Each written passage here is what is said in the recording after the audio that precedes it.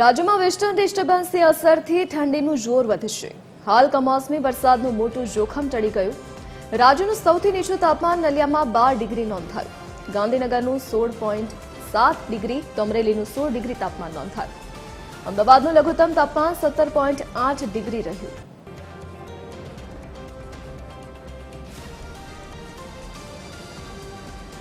સંવાદદાતા અભિષેક સિંહ વાઘેલા આપણી સાથે લાઈવ જોડાઈ ગયા છે। હા આજે અભિષેક, હાલ રાજ્યમાં ઠંડીની શું સ્થિતિ જોવા મળી રહી છે અને આગામી સમય માટે હવામાન વિભાગની શું આગાહી ઠંડીને લઈને?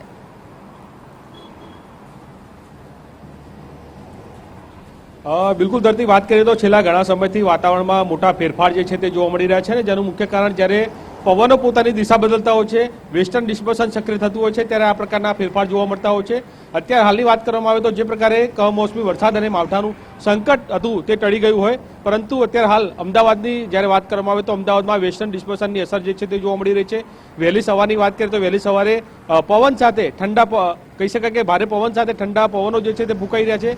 દ્રશ્ય બતાવવા માંગીશ કે જોઈ શકાય છે પાછળ કે અત્યારે હાલ આ વહેલી સવારના આ દ્રશ્ય છે કે જ્યાં લોકો ક્યાંક ઠંડીથી ઠૂંઠાયા હોય તે પ્રકારની પરિસ્થિતિ જોવા મળી છે, કેમ કે વેસ્ટર્ન ડિસ્ટર્બન્સ જે છે તે સક્રિય થયું છે અને હવે ઠંડીનું જોર જે છે તે વધ્યું હોય તે પ્રકારનું જોવા મળી રહ્યું છે।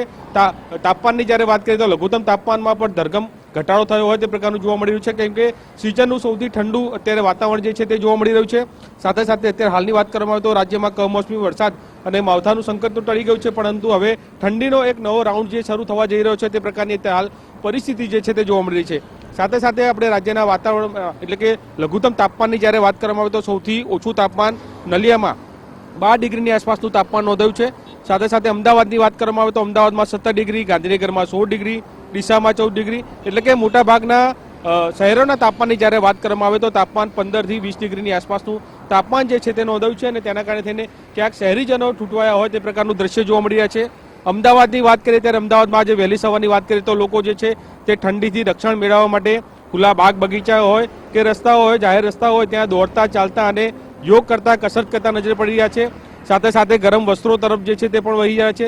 અત્યારે સીધા દ્રશ્યમાં જોઈ રહ્યા છો તે મુજબ જ લોકો જે છે તે જઈ રહ્યા છે, પરંતુ ગરમ વસ્ત્રો પહેરવાની ફરજ પડી હોય તે પ્રકારનું જોવા મળ્યું છે, કેમ કે તાપમાનનો પારો જે છે તે ક્યાંક ગગડ્યો હોય તે પ્રકારની પરિસ્થિતિ અત્યારે હાલમાં અમદાવાદમાં જોવા મળી રહી છે અને તેના કારણે થઈને લોકો જે છે તે ક્યાંક ઠંડીમાં ઠૂંઠવાયા હોય તે પ્રકારનું જોવા મળ્યું છે।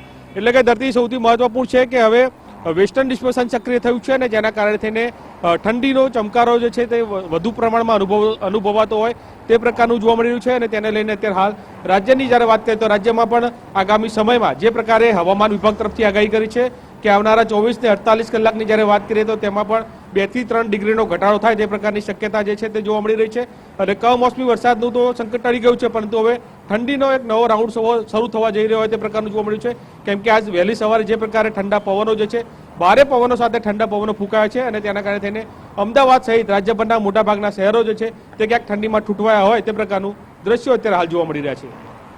જી ધરતી। જે અભિષેક વિગત સાથે જોડાવા બદલ આપનો આભાર। તો હાલ રાજ્યમાં ઠંડીમાં વધારો જોવા મળી રહ્યો છે, તો આગામી સમયમાં પણ 1 થી 2 ડિગ્રી તાપમાન ઘટે તેવી શક્યતા હવામાન વિભાગ દ્વારા વ્યક્ત કરવામાં આવી છે।